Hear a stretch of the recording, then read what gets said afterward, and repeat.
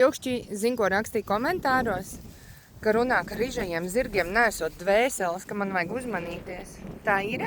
Ko? Tā ir? Kāda tur ir? Jo, brālis kož, striķīts ir, visur slikti. Jo. Pagarižais zirgs bez dvēseles. Es aiziešu brālim pēc apaušiem.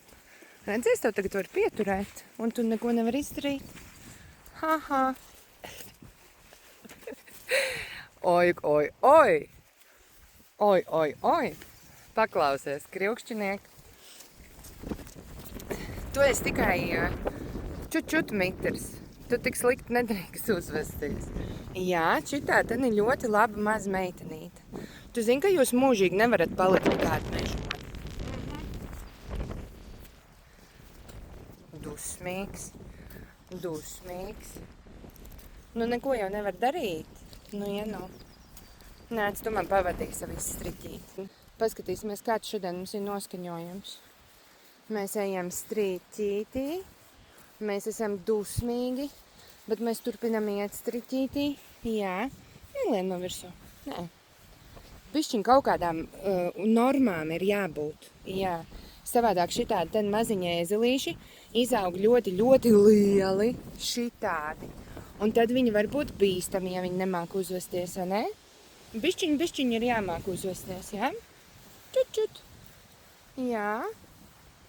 Jo nav jau plāns viņus tā kā civilizēt ļoti vardarbīgi, lai viņi paliek tā kā mazie robotiņi, vai lai viņi baidās no cilvēka, bet viņiem ir bišķiņ jāiemācās kaut kādas robežas, vai ne? Jo tad, kad viņi ir maziņi, tad ir smieklīgi. Bet tad, kad viņi izaug lieli, tad vairāk nav smieklīgi. Jo. Neču. Galvenais to visu ir izdarīt tā, lai tas būtu taisnīgi. Nāc. Jā. Jā.